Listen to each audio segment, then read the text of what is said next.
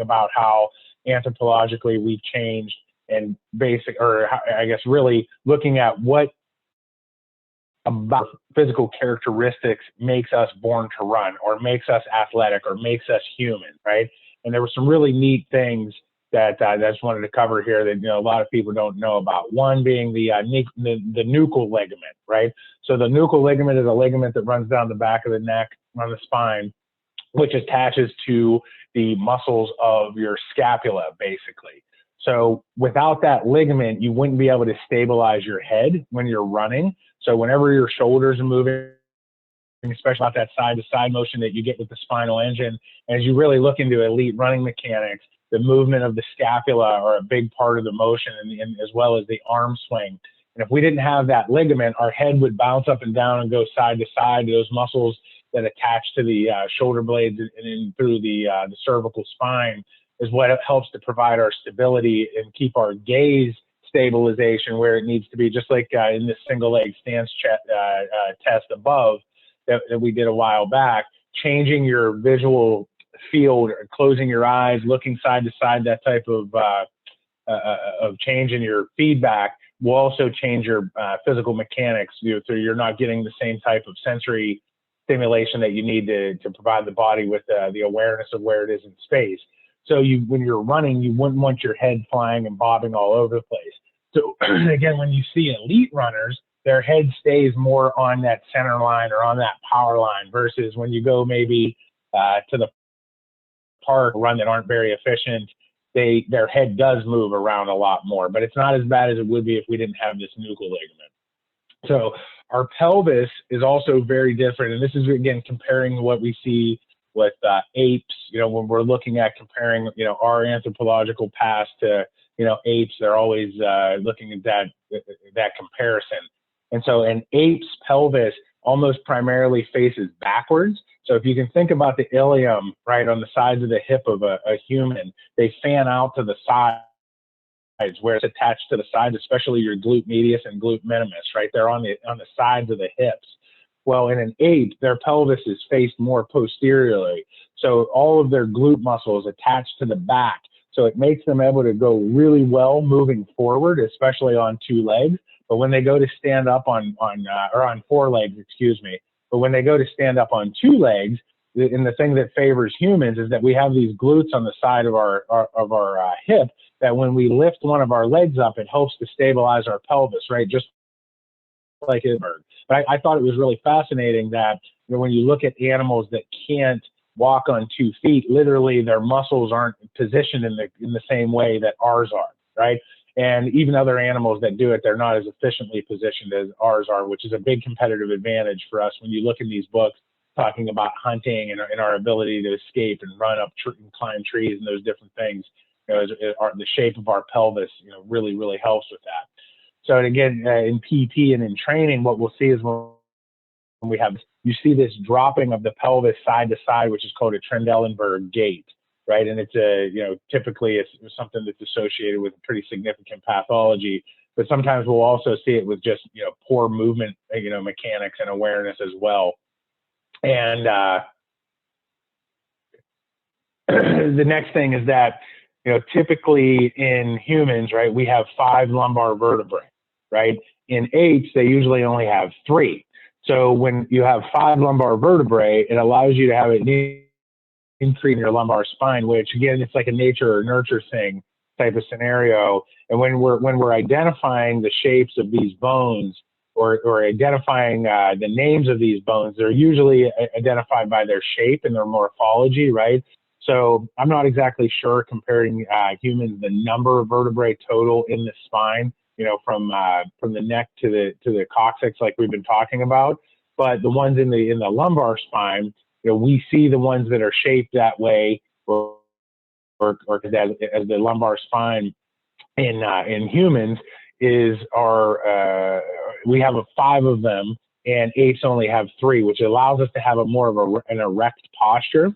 Which the interesting part is, it's like, again, nature, nurture. How did this happen? Was it an evolutionary thing, or is it just something that we were just naturally designed with it that allowed us to be able to stand more upright and do these movements? again, freeing our hands primarily to hunt and gaps that we need to do while you're on 2 feet. So having those extra 2 vertebrae would allow us to be more erect and stand up straight. So apes also don't have much of an Achilles tendon, which is what they talk about a ton in Born to Run, that Achilles tendon that we have is very unique, which allows us to basically be very efficient when we're on our feet with absorbing force and creating force, especially repetitively. So our Achilles also, like we talked about in the myofascial sections and some of the other stuff as well, typically has some type of with our plantar fascia, right? So that connection point helps to basically transfer these forces from our toes and up to the posterior chain through the glutes and the lumbar spine. So even through the shoulders and the lats, like we talked about.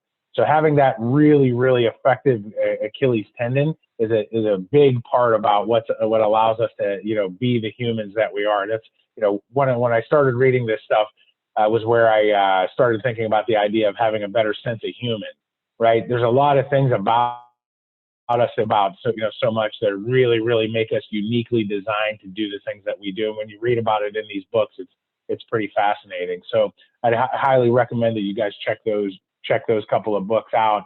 There's a lot more information in there. One is that there's no sign in the fossil record that we had any issues with wisdom teeth.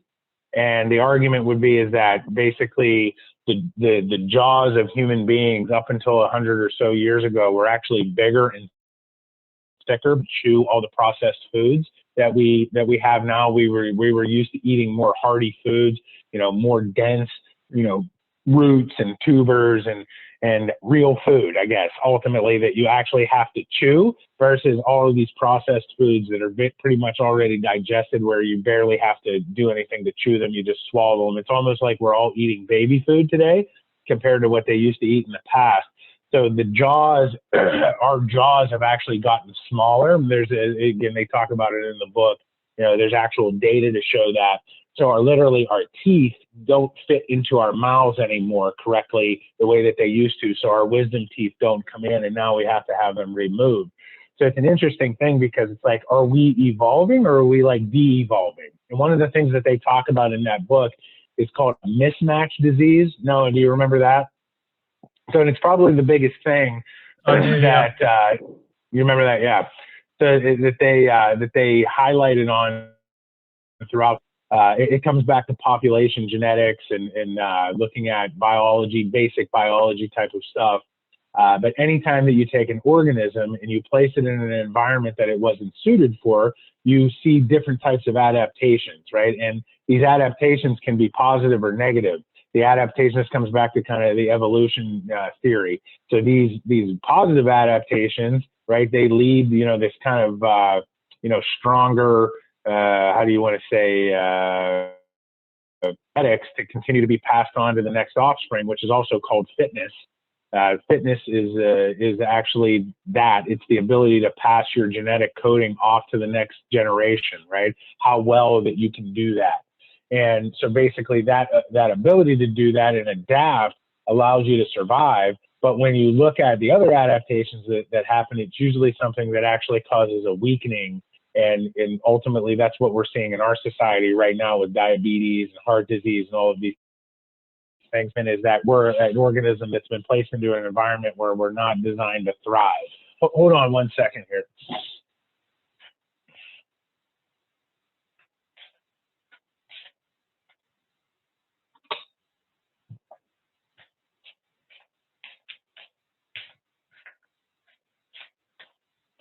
All right, sorry about that. All right, so let's get on to the material. You guys got any questions about that? That's just one of those little side pieces that I wanted to include in there. I might have been a little bit rocky getting through it, but I highly recommend looking into that type of stuff. The more that you can understand kind of the past, the more that it helps to understand where we're going, which ultimately leads us to where we are now, where we have all these humans out there that are having all of these problems that need our help, right? And they need us to be able to design programs for them that work for them, that are sustainable for the long term. And ultimately, I put this stuff together here today to kind of lead the idea. And I'm really excited to hear what you guys have to say about this as we get going. Hopefully we'll be able to get some discussion going here on this. And so this is the idea of, if you're looking at having success in the performance program, you guys can let me know if there's something that you think that I missed here, or something that doesn't, so when we're doing any type of design, right, we should be looking for those transferable functional results that we talked about before, right? So we want to focus on some measure of improving performance or function. How does one to assess that, right? Sometimes, like I said, on the business side, we're looking for retention and these other things, but we're going to get all of the things that we want on the business side by doing the right things when it comes to our programming and the right things for helping our clients reach their goals. So, obviously I've been hitting this a ton with the evaluation-based protocol. We're not going to go into the evaluation today, but starting everything with an assessment. And some of this stuff also goes into life, right? And just being successful, period. Everything that you want to be successful with should start with some type of needs analysis. And this is probably the biggest thing that people skip, right? If we don't have any type of baseline needs analysis or an assessment to go off of, we don't really have an idea of whether we're really making progress or not, right? So, and this can technically be really as loose or as formal as you want it to be, depending on the situation. I know a lot of trainers have their, couple of exercises that they kind of assess people with. How much weight can you do with this? Can you do these type of movements? So there's usually an ongoing assessment that's happening, but the more formal that you can be with it, the more precise that you can be with it. But sometimes the more formal that we are, the more exhaustive it becomes and harder it is to be practical with implementing it. So you have to come up with something that really works for you, that fits in terms of your business situation as well, right? So we can always be idealistic. I think it's a good place to start so you understand what is available to you, right? Which is a lot of times not what happens. People are like, I'm just going to figure it out. I don't need to know all of that formal stuff, right? I can just wing it. I have enough skills. I've been doing this for blah, blah, blah, right? But things end up getting missed. And one of the things that's we see that in physical therapy, unfortunately. A lot of the times, people are coming to us from these workout programs and they're all banged up and messed up. Now, the other side about it is that the physical therapists a lot of times aren't doing these things as well either. They're following a time-based protocol and they're not assessing as much. And then they let people go to a fitness program or it's a personal trainer or especially back to their sports team, and they're not really ready to go back. And so it creates a lot of problems. Again, on the business side, it's bad credibility, it's bad relationship making with the teams and the coaches and the trainers that you're working with or the PTs that you're working with, whoever you're collaborating with. So the more formal that you can be, it shows a higher level of professionalism as well. And again, it's more likely to give you the results that you're looking for. So in another section, probably in a week or two, we'll go over the different ways of looking at assessments and how it works with physical therapy, and then eventually assessments. But we want to be able to provide essential nutrition, right? We don't want to eliminate food groups like meat and or macronutrients, right? So we want to make sure that we're getting all the essential nutrients in any type of program that we're doing. It should be designed to improve your performance. I think that this is a really big one, right? The principles and goals are well understood and defined. We should probably try to move forward with something that we're not understanding very well, right? And that we don't have a competence in. We don't want to go to a weekend course and try to pick up a bunch of different, training things. And all of a sudden on Monday, you're throwing all these things at people without first having vetted it out, understood it better, defining things for yourself, defining things in the way that you can talk to your clients about it. A few things here and there, right? But you want to have some level of a little bit of mastery with it. But also you got to be able to help it, be more defined with your clients, right? The more clear and defined that the goals and the principles of what you're doing are going to help with your clients and your patients as well, right? So it should be easy to follow on a daily basis, year round, right? And I think that this is probably the one thing that we struggle with the most, right? Is if we have all the athletic freaks and the fitness freaks out there doing this type of stuff now, then how do we program things for, you know, a year round. You can't do, you know, emergency based, like crazy, you know, insanity, you know, CrossFit workouts, 12 months out of the year, you know, 5 days a week type of situation. We have to have more balance in the programming than that, or it's going to lead to either boredom, possibly injuries, or, you know, just simply plateaus, right? You have to start changing things up, and that's where, you know, the periodization stuff comes in as well. You have to have access to the tools that are needed. It should be designed to achieve optimal body composition. Not always things are designed for that. Sometimes it's just about weight loss, for example, right? But every idea of achieving optimal body composition improves your health. It improves your performance. It's, you know, it's just one of the most basic things. So what you're doing should be designed with that in mind, probably for, you know, both ends. Like we just said, it should be designed to improve performance and body composition. Those are probably two things that are kind of, you know, don't necessarily go, you know, perfectly together. But when you look at the effect that optimal body composition has on your performance with everything that you're doing, you want to be moving in that direction. With that said, you want to look at trying to be put into the appropriate catabolic and anabolic balance, right? Catabolic means breaking the body down. Anabolic means that it's building itself up. This real quick, what is working out catabolic or anabolic? Say we do an hour-long strength training routine. Is catabolic, or is it catabolic or anabolic? This is kind of a trick question. Anybody want to go? Is it both? It could be both. Sorta. Right. So it's really a catabolic